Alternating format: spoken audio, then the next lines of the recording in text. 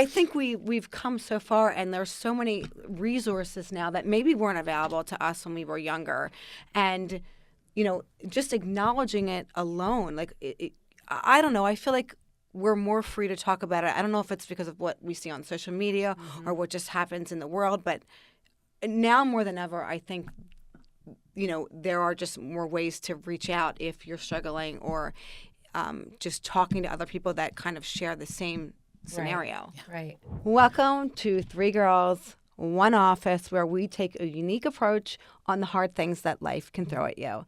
I'm Jen. I'm here with Steph and Dee, and we are here in the Westchester Studios, which is right outside of the Westchester Borough. Listen, guys, if you know anyone that's ever wanted to do a podcast, or you wanted to do a podcast yourself, you've got to check this place out. Their experience, their creativity, their knowledge has been so helpful. And also, we have got Gabe here, who was super fun to work with, so definitely check it out. Today's topic is mental health, which I like to say more like brain health, which is kind of ironic because the three of us are totally crazy. But this is, and we are not experts by any means in this field, but we are going to give you our sort of approach on how we combat anxiety, depression, all those things that are such hot topics. And I think for me specifically, and I don't know about you guys, but when I was younger, it was almost like it was tough to talk about. We didn't know enough about it. We didn't have the resources that are available today. So we just kind of went on with our life. So now we're going to take a little bit of a deeper dive into those things. And when I was preparing for this episode, I was doing a lot of research, and a couple things kind of like caught me and were like eye openers. And one of the things, and I wrote them down because I didn't want to mess it up, but 60 million Americans, adults, suffer from some sort of mental illness. And I thought, wow, that number is incredible. Astonishing. And it's like 23-ish% of the population, which is unreal. So when I say that, these are all kinds of sort of mental illnesses that were encompassed. But what do you guys think is like the number one thing that people are diagnosed with? In fact, 1 in 5. Yeah. Depression. I would say depression as well. Anxiety is actually That was going to be my number. Yeah, I'm anxiety. And I kind of feel like they're almost like hand in hand sometimes. Yeah, for sure they are. But yeah, I'm not surprised. Yeah, either am I. And they say that people are diagnosed between the ages of 18 and 25. But I will tell you this. I remember as like a 9 or 10-year-old, I remember having a friend that I thought was upset with me. And I'm telling you, for a week, I was sick to my stomach. But I didn't know how to channel that. Yeah. I didn't know what that even was, what that emotion. I think it's so important now to like let kids know that it's okay to feel their feelings, and then give them coping mechanisms. And it's just a different than when we were younger, I think. I don't know. I mean, and we're still learning coping mechanisms Sure, as we every go. day. Mm-hmm. I mean, life just throws curveballs day after day, and whether they're good, bad, whatever, but it's, mental health is at the forefront of everything right now. It is. And I think probably growing up, we didn't address it as much or talk about it. Because it just, I don't know if people just didn't know much about it, or just suppressed that there was even mental health issues. Like, this is just life. This is what you do. You deal with it. Like a suck it up and just do it. Like if you had asked my grandfather, he would have been like, you just deal with stuff. You just move on. You know what I mean? Yeah. Like, whereas now we're learning you can live a more fulfilled life if you nurture your mental health. And I think so many people struggle with something in their life. And like if you could see our text thread, we all, So. Yeah. I hope you never see our text thread, but I think we've come so far, and there's so many resources now that maybe weren't available to us when we were younger. And, just acknowledging it alone, like, I don't know, I feel like we're more free to talk about it. I don't know if it's because of what we see on social media or what just happens in the world, but now more than ever, I think, there are just more ways to reach out if you're struggling, or just talking to other people that kind of share the same scenario. Right. And I think too, mental health, some people say, well, I'm just stressed. I don't have mental health problems. But mental health can be something like a real chemical. It's something chemical inside you. And it can be as real as that. it can also be something situational. Mm-hmm. You know, you might be dealing with something very difficult in your life, whereas everything was fine. And then all of a sudden you're dealing maybe with loss of a job or, you know, loss of a family member, whatever it could be. So all these different hard things we go through. And then, you know, maybe you don't necessarily have a chemical imbalance in your brain. Yeah. But you need coping mechanisms. That's right. It doesn't have to necessarily be, you know, something medical, but just things that you can do when you recognize those feelings in yourself to help you. Mm-hmm. Yeah. But I feel like, you know, probably in the past 5 years, I feel like I've talked to mental health, you know, I talked about mental health with friends and family since COVID. Yeah. Mm-hmm. Mm-hmm. I mean, let's go there. Yeah. That's right. It was awful. Yeah. I think I always used to joke, you know, I work in special education and I taught coping skills and things like, and I have zero. Like I have no coping skills whatsoever. And I think COVID really brought it. It all out in everybody. And I think people just felt more comfortable because we were all going through such a huge situation. And we're all going through this. Like it's this. We're all like you're all staying home. You're all. It was universal. It was. I don't. It wasn't like, you know, sometimes you say, oh, like Jen's going through something right now. Like I want to help her, but like I'm not going through that. But like COVID, like we were all in the same place. Yeah, really. Like this is awful, and we have to, you know, find a new way to cope with this curveball. Yeah. I mean, how rare is it for someone? I mean, we obviously weren't alive in the older, you know, but for the whole entire world to go through something, shut down. It's almost unimaginable. Like, how do you even wrap my brain around it? Right. I can't even believe that I'm old enough to say like I survived a pandemic. Yeah. Like, I know. You just would wake up, like, I mean, just to share like personally, like how it was for me. I mean, to wake up and have to be present for my two kids, my husband. Actually, my husband still was able to go to work. Mm-hmm. So I was home with the kids all day, and it just is like this incredible like loneliness or sadness, even though you're with people you love. And that can really, like, you realize that just your daily life and the things you do and the people around you really, you know, they're everything. Yeah. And they really help you with these things. And to recognize, like, do I need additional help? Yes. You know, and therapists started to offer their services over the internet. Yeah. Because people needed help. They didn't know what to do. Mm-hmm. And, you know, especially like for our kids too, like how I mean, we, you know, I know for myself, I mean, sometimes I felt like I was drowning in just like, I don't know how to handle homeschool and try to work and try to stay positive and be also terrified of what's happening outside. And how do you keep your children from feeling that energy? It was really challenging for almost everybody I know. Yeah. Yeah. My parents, I'll never forget, it was like that first week of shutdown. And of course I was worried about them because they're older. And I mean, they're both completely healthy and, you know, but still I'm like, you know, you have to stay in the house. Yeah. You have to stay in the house. And I remember calling their house and nobody's answering. And I'm like, oh my God, that's odd. So I called both their cell phones. Nothing. Now I'm like, okay, they're both dead. Like, there's no way. Or they're out in the public, or like. So my dad calls me back, and I can hear it. He's not at home. Like, I hear he's outside, and I'm like, "What are you doing?" He's like, "Nothing." What are you doing? And I'm like, "Well, where are you?" I called the house, and he tried to lie to me. He was at his best friend's house in South Philly, and they were all getting haircuts. And I was like, "Get your ass home. Yeah. We are in a global pandemic. You're old. You're gonna have go to have home." long hair. And I know. And like.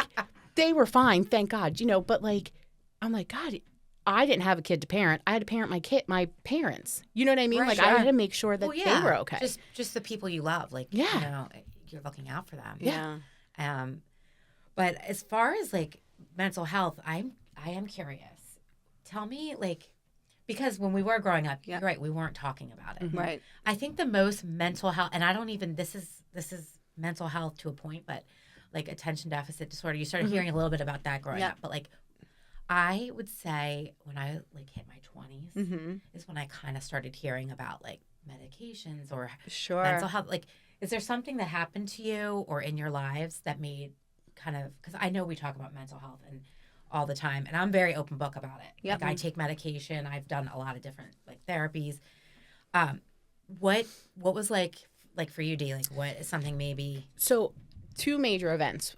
Back in 2016, my uncle was sick with lung cancer, and Joe's uncle was sick at the same time with brain cancer. And they were on the same floor of the same hospital at one point. Like it was wild. And when my uncle was dying, we got to go into the hospital room. He was awake, alert, welcoming people in, like come in. And people say, oh, that's so nice that you had that closure. Like you got to tell him that you loved him. And I think that I was severely traumatized by that. Yeah. Because it changed you. Whatever reason. Come in, have a sandwich. You know, the nurses brought the sandwiches in. You know, that's when it's all gone to shit. Like, and he's like, come in. There's water ice. There's, you know, and I think about it and I smile because it was just so him. Sure. But I think that it totally just put me. And then after he passed, I think that was the first time that I felt depression. So I was 30. I don't know how old I was. I was in my 30s. Yeah. And it was like I couldn't get out of bed. I couldn't, because I just kept picturing him, like saying goodbye to him in my head. And I was like, this is weird.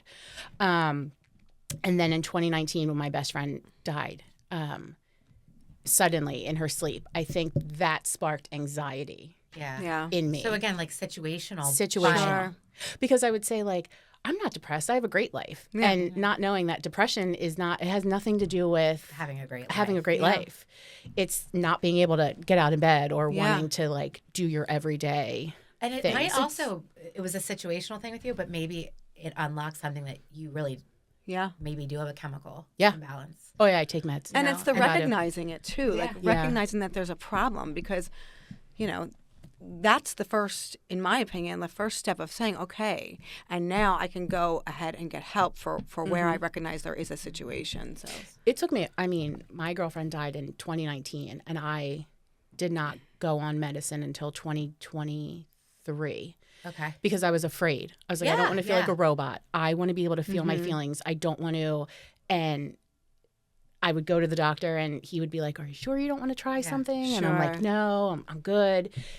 And just, even though every day I was like, I could die today. Yeah. Everybody I know could die and just leave me here by myself. Like, it got to the point where I was feeling physical symptoms. Yeah, like you can't live your regular life. No. that fear, like, takes control. It's a horrible feeling. It's like the brain fog was so wild. And I remember I would go to work and I would go to school, like to work or to other like events and stuff. And I would just look around the room and I'd be like, wow, these people are so lucky that they don't feel what I feel. Right, like I was, little do you know, they probably, exactly. whatever the statistic you said was like, all these people are suffering in silence because life is as stressful as ever, you know? Yeah. And I know that a lot of people are anti-meds and I'm totally fine with that, but I cannot believe how I lived for 4 years feeling the way I did and not like the doctor was finally like, so you're telling me if you you're sitting on the couch, this is your perfect scenario. You're with Joe, you're with Moose and you're watching your favorite show. Yeah. And all of a sudden your face is numb and your arms are numb and you're like in a spiral. I'm like, he's like, that's not normal. I'm like, I know it's not.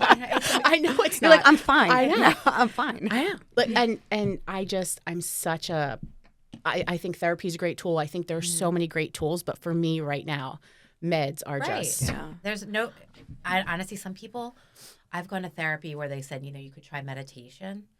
And come on. Some people, my husband does transcendental meditation. Oh. He took you actually have to go to like a class and stuff. Yeah. But it really changed when now lately, if he's doing it, usually he's very verbal about if he's doing it because we know like don't go in the room because you really have to focus. Yeah.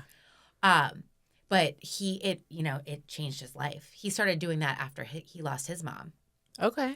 You know, so sometimes after loss, you're looking for something to help you in your life. And that's true. I personally, when I was in my, when I went to college, now I probably always like, I had anxiety, like, oh my gosh, someone's mad at me or this or that. Yeah. You know, I did have a hard time coping, like growing up with stuff like that. Yeah. I'm very sensitive. But when I was in college, my parents separated and they had never, for me, it was really hard because they always were like, to me, we were like the perfect little, Sure. like, I know there's no such thing as perfect, but things were really good, you know? And I was like, it just really like, it shook me. It rocked my world. Yeah. And I really just and they need to do what they need to do, but it just made me very sad. Plus then the whole experience of college being far away, I went, you know, I was 5 hours away. I felt like, I don't know, in my brain, I thought, if I'm home, I can make everything better. And it doesn't work that way.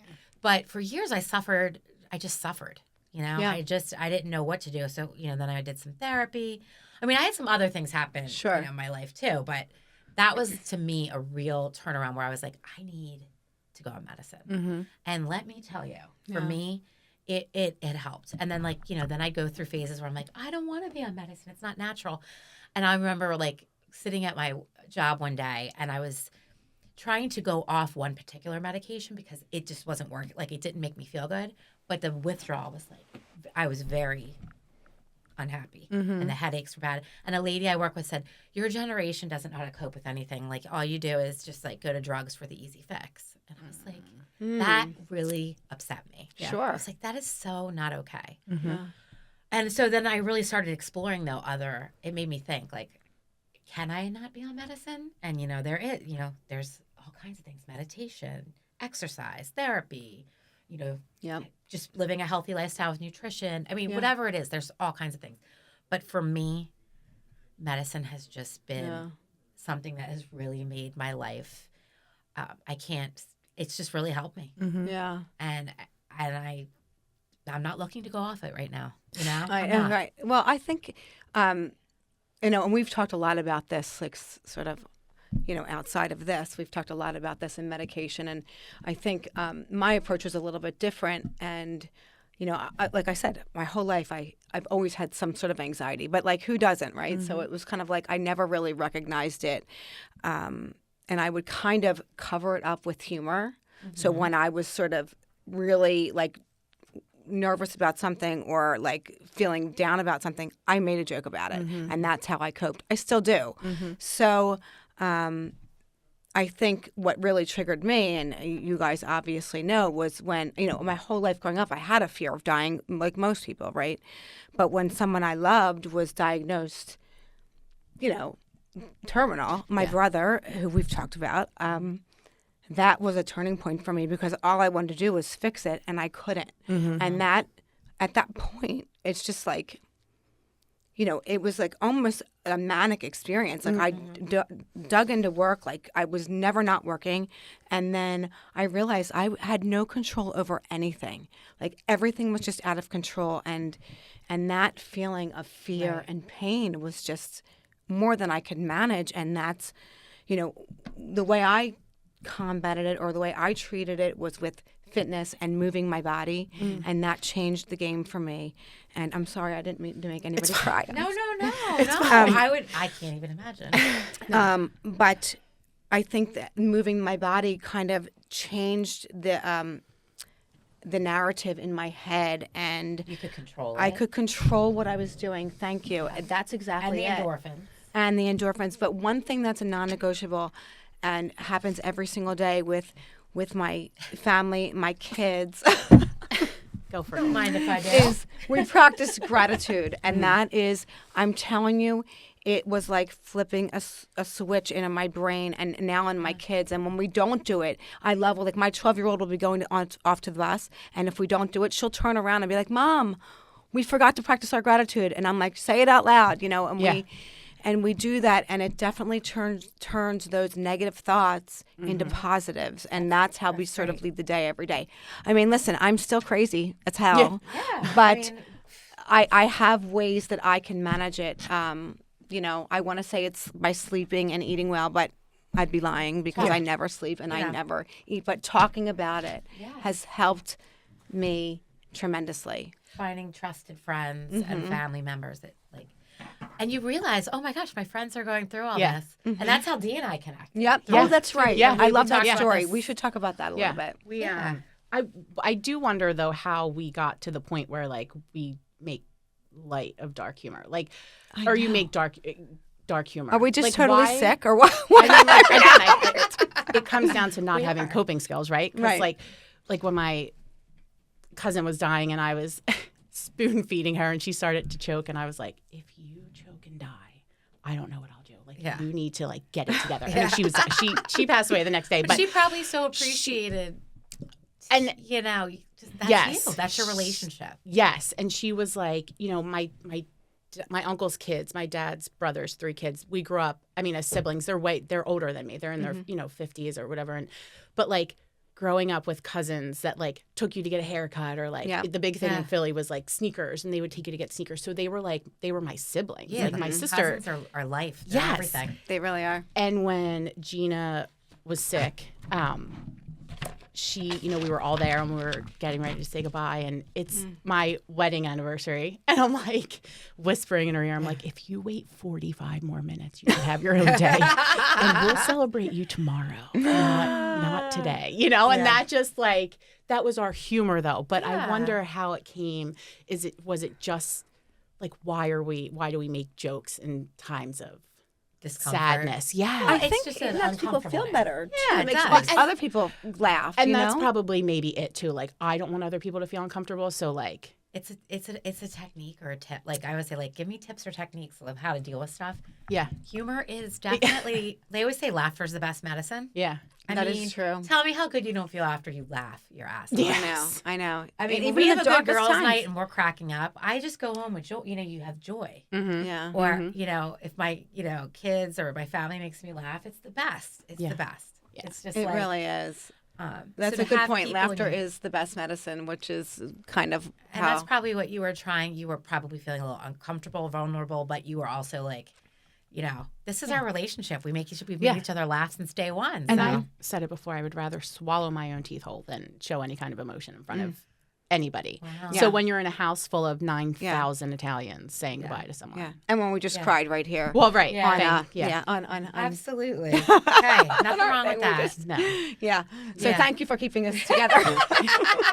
No, but I think, like it is true. Like, I mean, Dee and I, we said it, I think we've already told the story, so I won't get too deep into it, but the way Dee and I connected was she just asked a question about anxiety on the Gauge members page where we share all kinds of different things. You could ask like your favorite kind of cereal or protein powder or are you struggling with this? And people will, people are there for you. And I messaged her privately and I said, here's my story and what I do.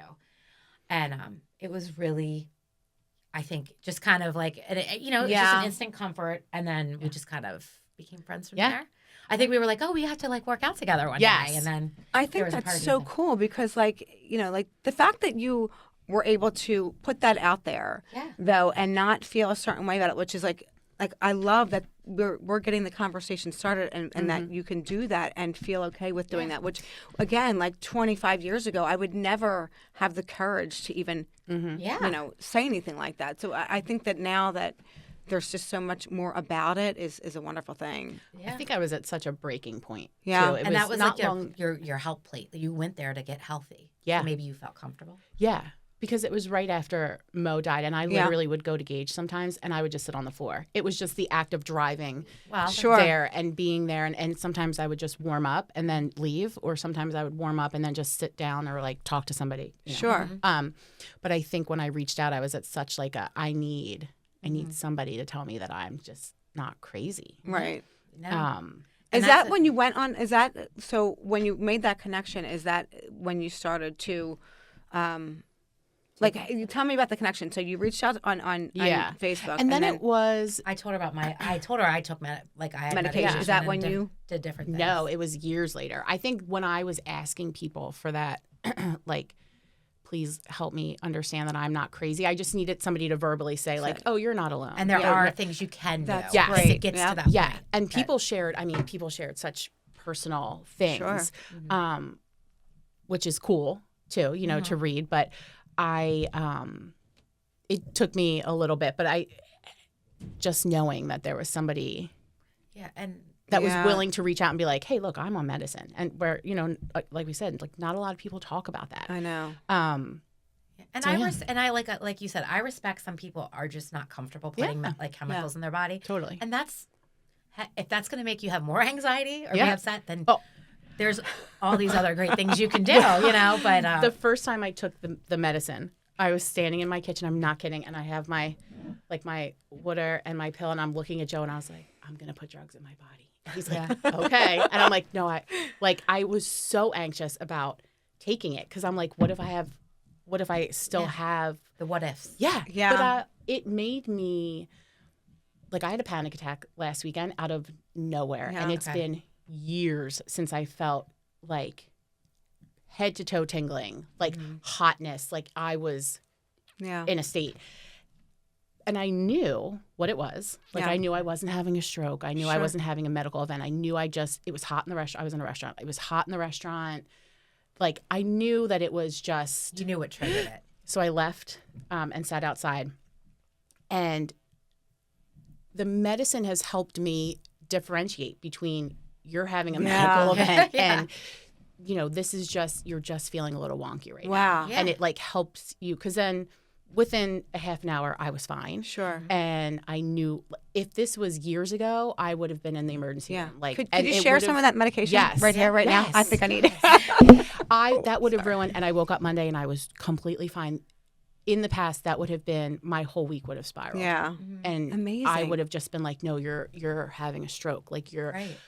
And then when you convince yourself that something is happening, I mean, I would scratch my face until it was numb because I'm like, I can't feel my face. But at least now you know what to look for. Yeah. You kind of know what triggered it. You were hot. Yeah. You were feeling a little hungry, dizzy. I think you told it. You start to know what's triggering things. And I've heard people say when they're having in that panic mode to focus on an object, start to feel some kind of control. Sure. Which is what you also said. Yep. Feeling some control over your surroundings, focusing on something you can, that's tangible in front of you maybe. Yeah.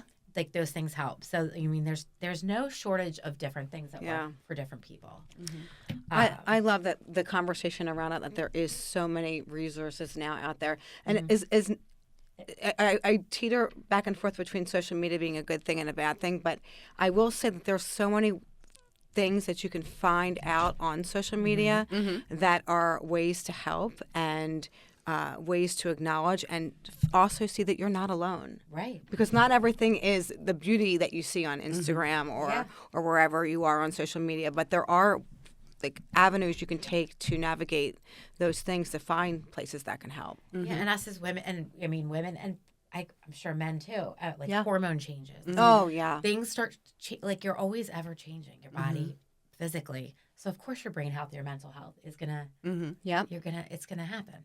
That's right. So you just have to be prepared and do your research and find out what works for you. Have you guys heard of the Good Trade? No. I just recently found this, and it's a newsletter. Okay.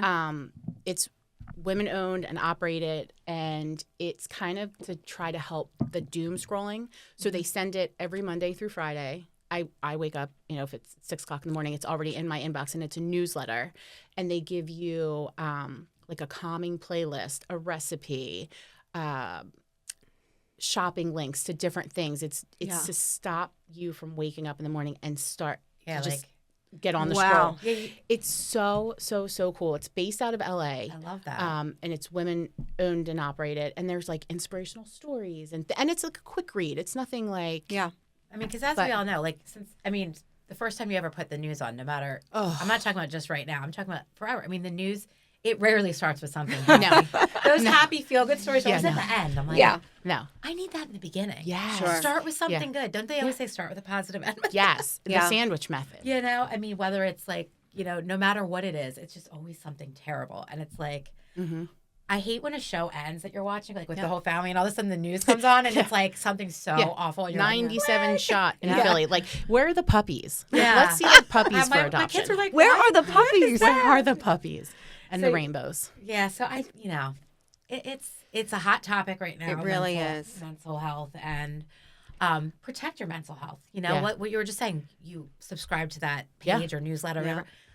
That's teaching you how to protect your mental health because if you start doing the death scrolling or whatever, that's not I good. go down the hole. And you start to find people that you're I follow Mel Robbins because I know she's going to make me put me down to earth and make me feel like I'm okay. I can handle anything. That's right. You should definitely be muting people on social media that do not bring you joy. I think you've told me that. Yes, I'm a big fan of that. I know. I'm the worst too. I go down the rabbit hole of all the things I shouldn't be. No, you researching. should. I mean, you should.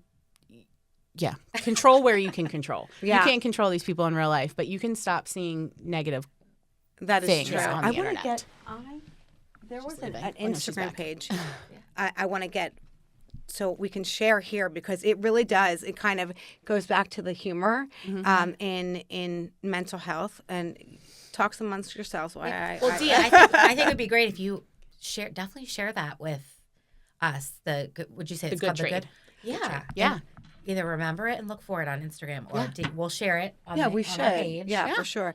And this Instagram page is called Fight Through Mental Health, and it really does have like a fun sort of comedic spin on the heavy stuff. So and we love we're that. all That's what for we're trying to do. Right? That's what we're trying to do. Listen, we're all nuts, and you just got to pick the people that you want to roll with. This is true. Some more nuts than others, and I'm taking that ownership. Definitely more nuts. And we learn from each other, and we help each other out, and it's But yes, we are all nuts. So it's great. And I think it's good, that, you get the conversation started and you talk to the people around you because chances are they're experiencing some of this as well. Mm-hmm. So I think that's really good. And I did want to read this because this kind of it brings me back to like some of the easy things you can do. And a study published in Communication Research found that a 12-minute conversation with a friend can change their entire mindset. And I'm here to say, like, us 3 women in this room will have 12 minutes for anybody that is struggling. And we'll make you laugh. We'll maybe make you cry. We will try to help you where we can and be that 12 minutes for someone else. And that's really the message for today. You're not alone. And, this is something that so many of us share. So you could talk to us and then automatically you're like, damn, I'm not so bad. I'm actually in good shape. Well, there's times. Let me get out the text thread. I'm just kidding. So anyway, thank you for listening today. If you're watching on YouTube, if you're listening on Spotify, please feel free to subscribe, share, like, comment. Let us know what you think and maybe what you want to hear more of. And we're so grateful. So have a great one. And we'll see you next time. Thank you.